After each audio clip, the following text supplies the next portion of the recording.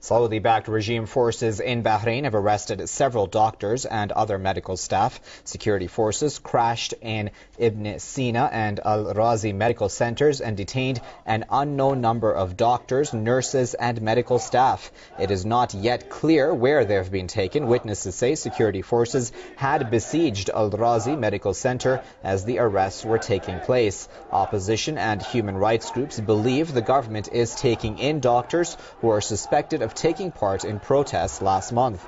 Bahraini troops, backed by Saudi forces, have stepped up their suppression of protesters as rallies continue across the country.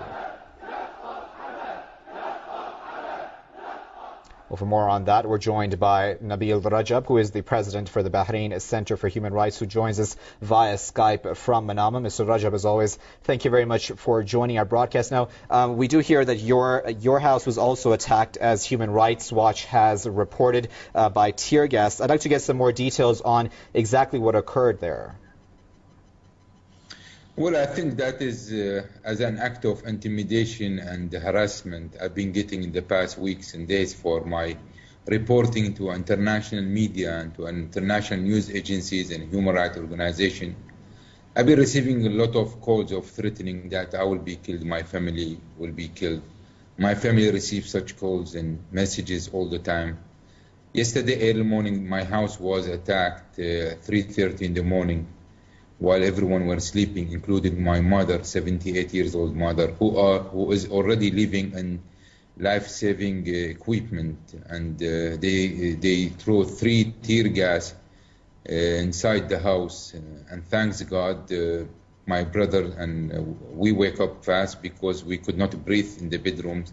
We went running to save my mom, and thanks God, nothing serious happened. My mom is okay now.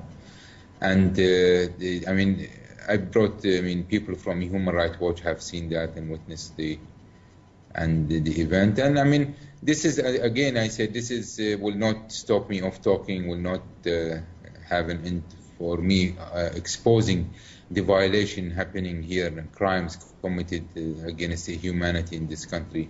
All this act of intimidation, it comes after banning all journalists from coming from abroad to cover those human rights violations, blocking all websites that shows the other side of the picture. So maybe I remain one of only few people who kept speaking continuously to your TV and to different TV stations and channels and international news agency. But that will not, in fact, stop me. I'm more committed today. I'm more convinced today that those crimes has to have an end, and we have to continue talking. We have to continue highlighting those human rights issues and violation till it has an end. Go ahead.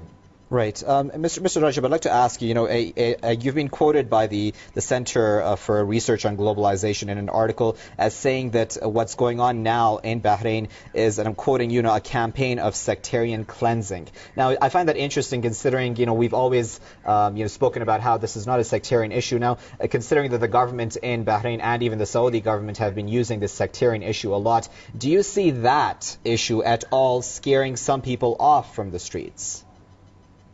Well, first of all, since this issue is very sensitive, I have always to clarify that when I say sectarian, I mean the government targeting the Shias, but I don't mean the Sunni targeting the Shias. Government, who happen to be a Sunni, targeting the Shia, not based on a religious, it's a political dispute, it's a political crisis, but they try to use religion and sect to mobilize more people with them. But this is very known story by all our nation and around the countries and the international community as well.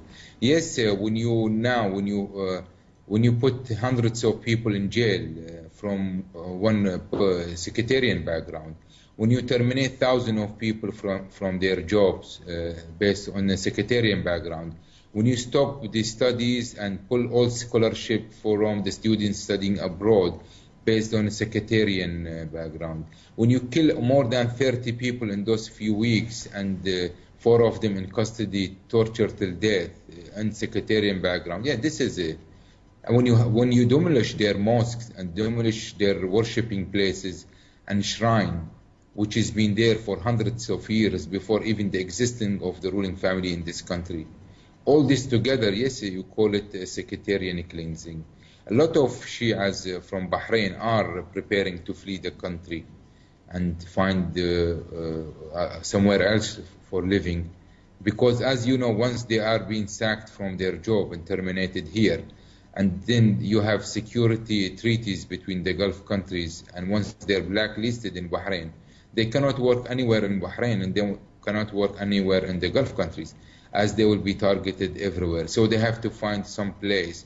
So when you push a big community in your society, which is an indigenous community, and you replace them or bring people from outside the country, give them nationality, and you squeeze them in, economically, socially, educationally, culturally, you squeeze a community to flee the country outside, and you then bring some people from other nation and give them nationality, and all based on sectarian also background. It is a sectarian cleansing, and it is very frightening. I've been working hard with people to not leave the country, because this is what, after all, the government wants. They think that they can bring loyalist tribes from outside to them, and we are the indigenous people of this country have to leave the country, and it is very dangerous.